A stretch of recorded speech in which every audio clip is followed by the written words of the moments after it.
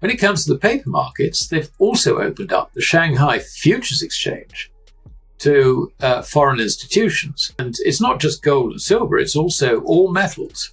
So that, a foreign bank, like, say, JP Morgan or whatever, doesn't have to set up a Chinese entity in order to deal on the futures exchange. It can deal direct. Just as a Chinese bank can deal direct through Globex on COMEX.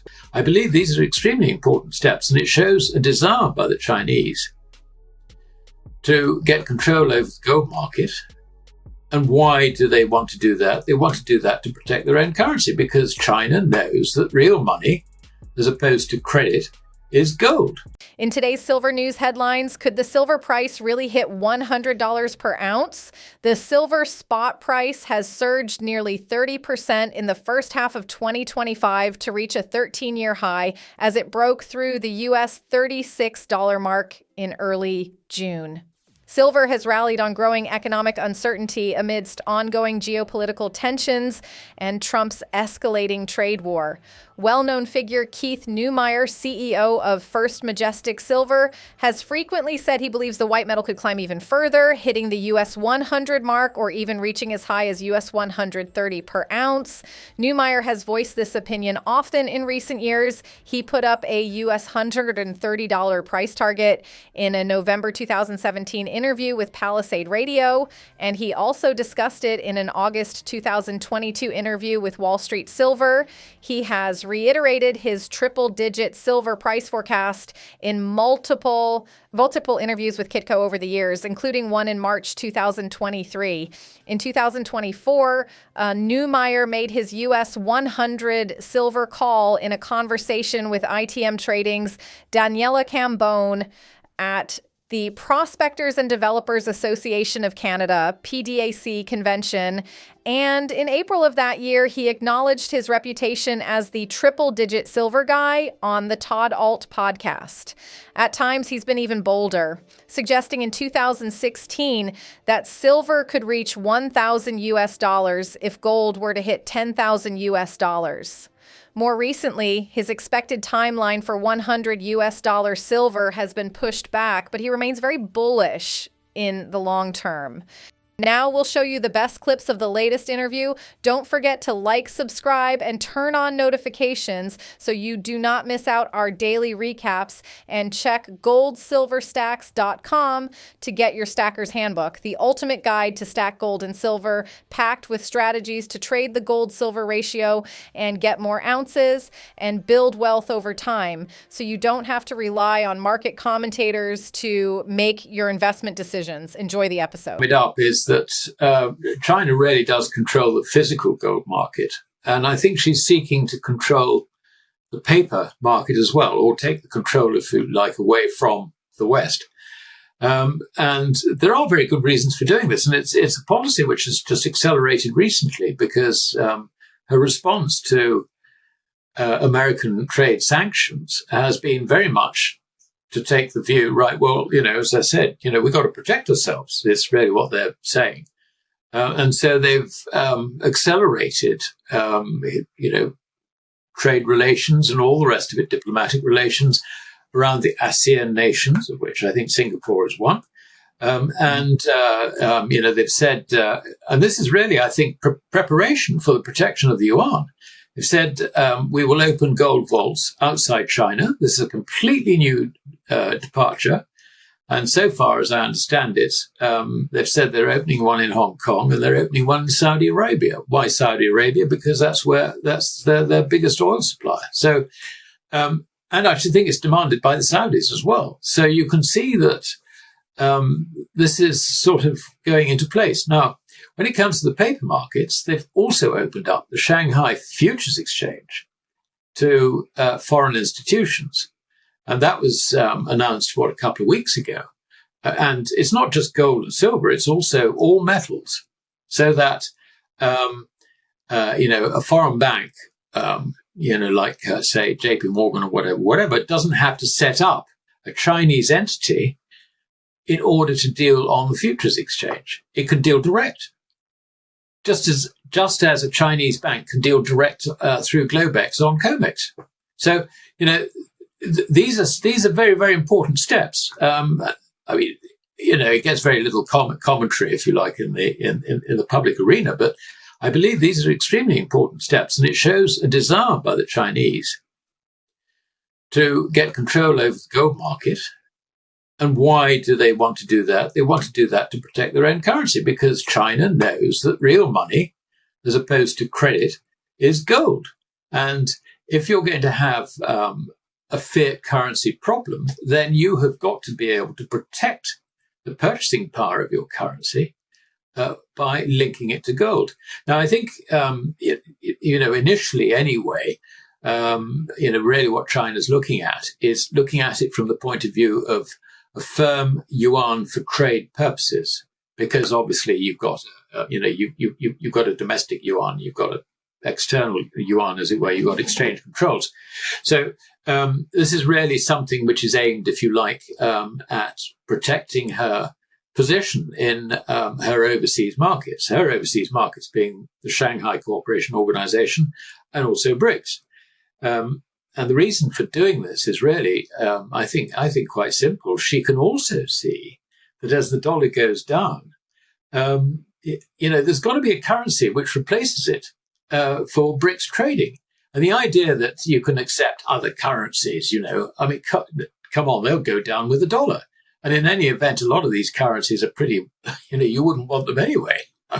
Would you really want Turkish lira, for example? I think the answer is no. Would you want, Iranian rial?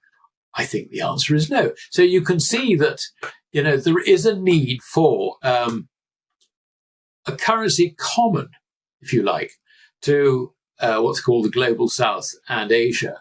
And China is looking to provide it. At the moment, just providing it for non-domestic transactions to, if you like, guarantee her trade position. But I think if she does that with her overseas current, her external interests, then I think it will also help provide stability to the domestic currency. If it doesn't, then they'd have to sort of think about, extending gold protection to that currency. But it's all going to depend on what happens to the dollar.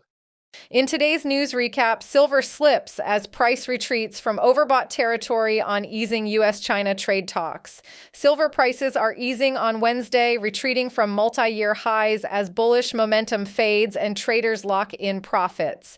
The metal is currently hovering near the $36 psychological support zone, having tested its highest levels since February 2012 earlier this week. On Tuesday, high-level negotiations between the U.S. and China concluded in London with a provisional framework agreement reigniting hopes of a reset in bilateral trade cooperation. U.S. President Donald Trump commented on trade talks on Wednesday, stating that we've made real progress with China. It's about fairness, and we're close to something that could work for both countries. I won't sign anything weak. Chinese Vice Premier He Lifeng added that China's stance on trade issues with the U.S. is clear and consistent. Both sides should strive to establish stable and long-term trade and economic ties. The optimism initially supported industrial demand sentiment, helping lift silver. However, with prices already overbought, extended gains remained limited. Now we'll show you the best clips of the latest interview, but first, smash the subscribe button, turn on notifications, and check our new Numismatics Handbook. Most stackers want to get active, but swapping their metals for dollars isn't an option.